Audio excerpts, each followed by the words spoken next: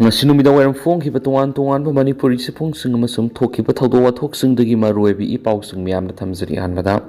paujal pausedigi lakhusaraga Shiroi Lili Festival 2025 state asigi tourism calendar ama puraknaba panam thamli Urkhol district mathang thame kundagi kungamari phawba pangthokadoriba mangarak suba Shiroi Lili Festival 2025 ki edition asigidamakta Manipur government na lupa crore 6.3 sanction dokre Shiroi Lili Festival 2025 pangthoknabagidama subcommittee tare thokna semdar mapung phana ningthina pangthoknaba sem saba okre Festival asigi phanggadaba senpham asi kaithokli haina ngarang ahanba oina festival asigi organizing committee ki oiba mifam ama Raja Bhawan Imphal Manipur ki governor Ajay Kumar Balan siya logduna pangthokiba mifam adugi matung tarakpadani mifam aduna Urkhol district pangthokadoriba Shiroi Lili Festival 2025 asi mapung phana ningthina pangthokpa ngamnabagidama tungan hiram sing maru oina transportation security crowd management infrastructure hospitality cultural programming amasum promotion strategy amadi interdepartmental coordinations mifam adura director general of police yauna senior officials sing principal secretary amadi military police amasum civil officers sing makok thongba lup sing saruk yakhi sei sigoina pangthokadoriba Shiroi Lili festival si yamna tangna phangba Urkhol district ki Shiroi sing khakta satpa Shiroi Lili na haina khangnable makalasi kumza English sing amag samapan gani fugutarukta British Bosanes Frank Kingdom Watna ihan hana Shiroi singda botanical exploration satpa matamda phangduna maming thon ki besai humdra ga manga mapung pharakpaga loinana yamna sauna festival asi pangthokna ba sem sari hariba lei makal asi British Botanic Frank Kingdom watna matamadura maki loinabi Zin Macklin gi maming thonduna scientific name da Maclinil haina maming thon ki bani Shiroi Lili asi samudra gi leimaidi ki meter lising amaga satre ko humdra amasum lising ani ga songa ga mogdra wang mapum sinda satpa lei makalamani lei asi gi top makalama ga loinana ningthina satpa gi dama Shiroi Lili asi maming satli ba lei makalamani Shiroi Lili lei makalasi English singa amaga samapan gani fugani panda London da leiba Royal Horticulture Society na sinba flower show da puthokna utpa matamda merit prize phangkiba lei makalamani masidagi hona malem pumman masak khangba lei amasu oikhiari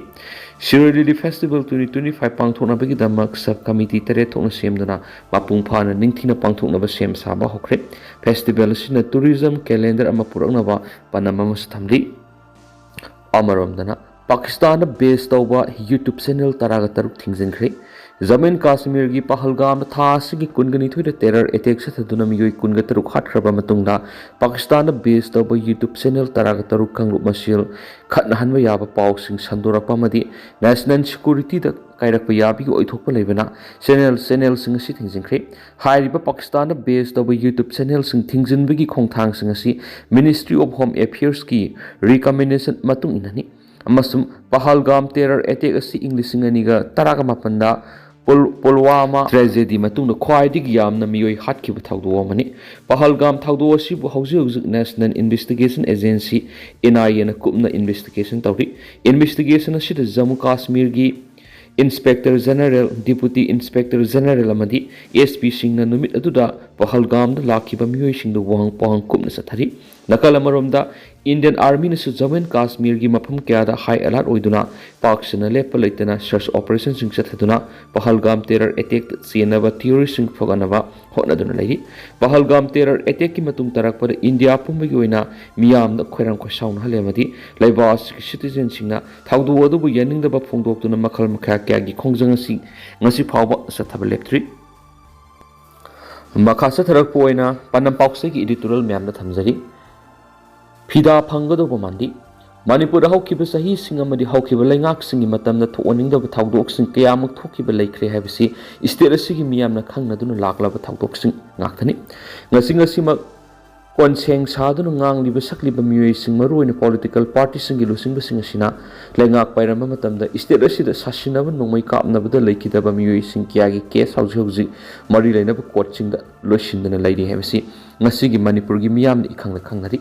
ꯑꯗꯨꯒ ꯍꯧꯈꯤꯕ ꯆꯍꯤ 10ꯒꯤ ꯃꯃꯥꯡꯗ ꯂꯩꯉꯥꯛ ꯄꯩꯔꯝꯕ ꯂꯣꯏꯅꯅ ꯂꯩꯉꯥꯛ ꯑꯗꯨꯒꯤ ꯂꯨꯆꯤꯡꯕ ꯑꯣꯏꯔꯝꯕ ꯀꯌꯥꯒꯤ ꯃꯇꯝꯗ ꯁꯥꯁꯤꯟꯅꯕ ꯅꯣꯡꯃꯩ ꯀꯥꯞꯅꯕꯗ ꯁꯤꯈꯤꯕꯁꯤꯡ ꯑꯃꯗꯤ ꯁꯤꯈꯤꯕꯁꯤꯡ ꯆꯦꯟꯅꯕ ꯃꯤꯑꯣꯏꯁꯤꯡ ꯀꯌꯥꯃꯨꯛ ꯉꯁꯤꯒꯤ ꯁ꯭ꯇꯦꯠ ꯑꯁꯤꯒꯤ ꯋꯥꯈꯜ ꯇꯥꯔꯕ ꯃꯤꯑꯣꯏꯁꯤꯡ ꯃꯔꯨꯑꯣꯏꯅ CSOꯁꯤꯡꯒꯤ ꯂꯨꯆꯤꯡꯕꯁꯤꯡꯅ ꯑꯈꯪꯕ ꯀꯌꯥꯃꯨꯛ ꯌꯥꯎꯔꯝꯒꯅꯤ ꯈꯜꯂꯤ ꯃꯔꯝꯗꯤ ꯃꯇꯝ ꯑꯗꯨꯗ ꯅꯍꯥ ꯃꯔꯨꯑꯣꯏꯅ ꯅꯨꯄꯥ ꯃꯆꯥ ꯃꯇꯝ ꯑꯗꯨꯗ ꯏꯟꯈꯠꯂꯛꯂꯤꯕꯁꯤꯡꯒꯤ ꯃꯁꯥꯗ ꯂꯨꯄꯥ 5,000 ꯐꯥꯅ ꯄꯨꯔꯒ ꯂꯝꯕꯤ ꯂꯝꯈꯥꯡꯗ ꯆꯠꯄꯗ ꯈꯨꯗꯣꯡꯆꯥꯗꯕ ꯃꯥꯌꯣꯛꯅꯈꯤꯕ ꯀꯌꯥꯃꯨꯛ ꯌꯥꯎꯕꯒꯤ ꯃꯊꯛꯇ ꯁꯦꯜ ꯌꯥꯎꯔꯒ ꯆꯠꯈꯤꯕ ꯅꯍꯥꯁꯤꯡ ꯀꯌꯥꯃꯨꯛ ꯁꯥꯁꯤꯟꯅꯕ ꯀꯥꯞꯅꯕꯗ ꯁꯤꯐꯝ ꯅꯝꯐꯝ ꯈꯪꯗꯅ ꯁꯤꯈꯤꯕ ꯂꯩꯈꯤꯗꯕ ꯀꯌꯥꯃꯨꯛ ꯌꯥꯎꯈꯤꯕꯒꯤ ꯋꯥꯔꯤꯁꯤꯡ ꯉꯁꯤ ꯐꯥꯎꯕ ꯁ꯭ꯇꯦꯠ ꯑꯁꯤꯗ ꯀꯥꯎꯅꯗ꯭ꯔꯤꯕ ꯑꯁꯤꯅꯅꯤ ꯍꯥꯏꯕꯗ ꯍꯥꯏꯃꯟꯕ ꯊꯣꯛꯂꯣꯏ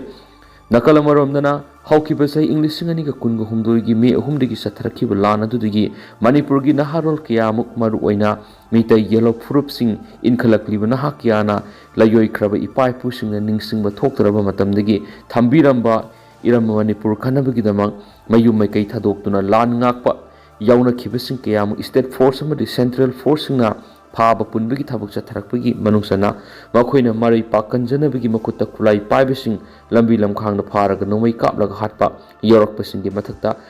ꯁ꯭ꯇꯦꯠ ꯐꯣꯔꯁꯅ ꯐꯥꯔꯒ ꯖꯨꯗꯤꯁꯤꯌꯦꯜ ꯀꯁꯇꯗꯤꯗ ꯊꯝꯂꯕꯁꯤꯡꯒꯤ ꯃꯅꯨꯡꯗ ꯀꯁꯇꯗꯤ ꯃꯅꯨꯡꯗ ꯁꯤꯈꯤꯕꯒꯤ ꯋꯥꯊꯣꯛ ꯊꯣꯛꯄ ꯌꯥꯎꯔꯛꯄ ꯑꯁꯤꯃꯛ ꯁ꯭ꯇꯦꯠ ꯑꯁꯤꯒꯤ ꯃꯔꯨꯑꯣꯏꯅ ꯌꯦꯜꯂꯣ ꯐꯨꯔꯨꯞꯁꯤꯡꯒꯤ ꯑꯣꯏꯅꯗꯤ ꯌꯥꯝꯅ ꯂꯥꯏꯕꯛ ꯊꯤꯕꯅꯤ ꯑꯁꯤꯒꯨꯝꯕ ꯂꯥꯏꯕꯛ ꯊꯤꯕ ꯊꯧꯗꯣꯛ ꯑꯁꯤꯒꯤ ꯃꯅꯨꯡꯆꯟꯅ ꯍꯟꯗꯛꯇ ꯈꯣꯏꯁꯅꯥꯝ ꯁꯅꯥꯖꯥꯎꯕꯒꯤ ꯊꯧꯗꯣꯛ ꯑꯁꯤꯒꯤ ꯄꯣꯁꯠꯃꯣꯔꯇꯦꯝ ꯔꯤꯄꯣꯔꯠ ꯁꯦꯝꯖꯤꯟ ꯁꯥꯖꯤꯟꯕꯒꯤ ꯄꯥꯎ ꯑꯃꯨꯛ ꯇꯥꯔꯛꯂꯤꯕ ꯑꯁꯤꯃꯛꯇꯤ ꯑꯐꯕꯒꯤ ꯈꯨꯗꯝ ꯑꯣꯏꯗ꯭ꯔꯦ ꯍꯥꯏꯕ ꯌꯥꯏ ꯑꯃꯔꯣꯝꯗ ꯂꯩꯈꯤꯗ꯭ꯔꯕ ꯁꯅꯥꯖꯥꯎꯕ ꯑꯁꯤ ꯃꯔꯥꯜ ꯐꯅ ꯂꯩꯔꯕꯁꯨ ꯃꯁꯥꯒꯤ ꯑꯅꯥꯕ ꯑꯃꯅ ꯑꯁꯦꯡꯕ ꯑꯣꯏꯅ ꯂꯩꯈꯤꯗꯕ ꯑꯣꯏꯔꯕꯗꯤ ꯉꯁꯤ ꯊꯣꯛꯂꯤꯕ ꯋꯥꯊꯣꯛ ꯑꯁꯤ ꯊꯣꯛꯂꯝꯗꯕ ꯌꯥꯏ ꯑꯗꯨꯕꯨ ꯄꯨꯂꯤꯁꯅ ꯐꯥꯔꯒ ꯄꯨꯈ꯭ꯔꯒ ꯖꯨꯗꯤꯁꯤꯌꯦꯜ ꯀꯁꯇꯗꯤꯗꯒꯤ ꯅꯦꯆꯔꯦꯜ ꯗꯦꯠ ꯑꯣꯏꯅ ꯂꯩꯈꯤꯗꯕꯅꯤ ꯍꯥꯏꯕ ꯌꯥꯅꯕ ꯁꯦꯝꯖꯤꯟ ꯁꯥꯖꯤꯟꯕ ꯃꯥꯟꯕ ꯄꯣꯁꯠꯃꯣꯔꯇꯦꯝꯒꯤ ꯔꯤꯄꯣꯔꯠꯇ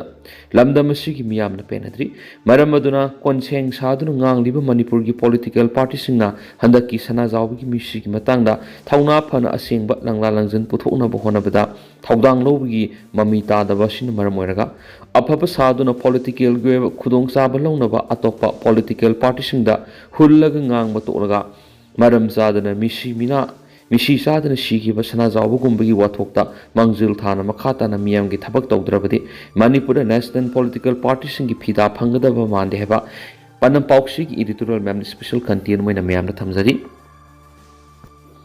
ꯑꯃꯔꯣꯝꯗꯅ ꯃꯅꯤꯄꯨꯔꯒꯤ ꯚꯦꯇꯔꯟ ꯅꯨꯄꯤ ꯁꯥꯟꯅꯔꯣꯏ ꯃꯔꯤ ꯇꯔꯥꯝꯅ ꯑꯣꯛꯈ꯭ꯔꯦ ꯏꯟꯇꯔꯅꯦꯁꯅꯦꯜ ꯋꯨꯃꯦꯟꯁ ꯗꯦꯒ ꯃꯔꯤ ꯂꯩꯅꯅ ꯏꯅꯣꯚꯦꯇꯤꯚ ꯑꯥꯔꯇꯤꯁ ꯋꯦꯜꯐꯤꯌꯔ ꯑꯦꯁꯣꯁꯤꯌꯦꯁꯟ ꯑꯃꯁꯨꯡ ꯑꯃꯦꯔꯤꯀꯥꯟ ꯌꯨꯅꯤꯚꯔꯁꯤꯇꯤ USAꯅ ꯃꯅꯤꯄꯨꯔꯒꯤ ꯚꯦꯇꯔꯟꯁ ꯅꯨꯄꯤ ꯁꯥꯟꯅꯔꯣꯏ ꯃꯔꯤꯕꯨ ꯇꯔꯥꯝꯅ ꯑꯣꯛꯈ꯭ꯔꯦ ꯄꯥꯡꯒꯩꯗ ꯂꯩꯕ ꯆꯥꯁꯤ ꯐꯦꯃꯤꯂꯤ ꯔꯦꯁꯇꯨꯔꯦꯟꯗ ꯄꯥꯡꯊꯣꯛꯈꯤꯕ ꯊꯧꯔꯝ ꯑꯗꯨꯗ ꯁꯛꯅꯥꯏꯔꯕ ꯑꯦꯊꯂꯦꯠ ꯂꯧꯔꯦꯝꯕꯝ ꯁꯣꯚꯥꯄꯇꯤ ꯚꯦꯇꯔꯟꯁ ꯐꯨꯠꯕꯣꯂꯔ ꯈꯥꯏꯗꯦꯝ ꯙꯅꯄꯇꯤ ꯀ꯭ꯔꯤꯀꯦꯠꯀꯤ ꯁ꯭ꯄꯣꯔꯠ ꯃꯦꯅꯦꯖꯔ ꯐꯨꯔꯥꯂꯥꯠꯄꯝ ꯆꯟꯆꯟ ꯑꯃꯁꯨꯡ ꯄꯋꯥꯔ ꯂꯤꯐꯇꯔ ꯑꯊꯣꯛꯄꯝ ꯔꯣꯖꯤꯕꯨ ꯇꯔꯥꯝ ꯑꯣꯛꯈꯤ ꯆꯍꯤ ꯑꯁꯤꯒꯤ ꯃꯥꯔꯆ 15ꯗ ꯄꯥꯡꯊꯣꯛꯈꯤꯕ ꯏꯟꯇꯔꯅꯦꯁꯅꯦꯜ ꯋꯨꯃꯦꯟꯁ ꯗꯦꯒ ꯃꯔꯤ ꯂꯩꯅꯅ ꯋꯨꯃꯦꯟꯁ ꯑꯣꯐ ꯁꯕꯁꯇꯦꯟꯁ ꯑꯦꯋꯥꯔꯗꯀꯤ ꯃꯤꯑꯣꯏ ꯃꯔꯐꯨꯔꯣꯝ ꯈꯟꯒꯠꯄꯗ ꯃꯅꯤꯄꯨꯔꯒꯤ ꯑꯣꯏꯅ ꯅꯨꯄꯤ ꯚꯦꯇꯔꯟ ꯁꯥꯟꯅꯔꯣꯏ ꯃꯔꯤ ꯑꯁꯤ ꯌꯥꯎꯔꯛꯈꯤꯕꯅꯤ ꯏꯅꯣꯚꯦꯇꯤꯚ ꯑꯥꯔꯇꯤꯁ ꯋꯦꯜꯐꯤꯌꯔ ꯑꯦꯁꯣꯁꯤꯌꯦꯁꯟꯒꯤ ꯀꯟꯇ꯭ꯔꯤ ꯍꯦꯗ ꯗꯣꯛꯇꯔ ꯕꯣꯃꯦꯁꯇꯥꯅ ꯚꯦꯇꯔꯟ ꯁꯥꯟꯅꯔꯣꯏ ꯃꯔꯤ ꯑꯁꯤꯕꯨ ꯂꯦꯝꯖꯅꯤꯡꯉꯥꯏ ꯑꯣꯏꯔꯕ ꯑꯦꯋꯥꯔꯗ ꯑꯁꯤ ꯄꯤꯅꯕ ꯈꯜꯂꯛꯄꯗ ꯑꯄꯦꯟꯕ ꯐꯣꯡꯗꯣꯛꯈꯤ ꯍꯥꯏꯔꯤ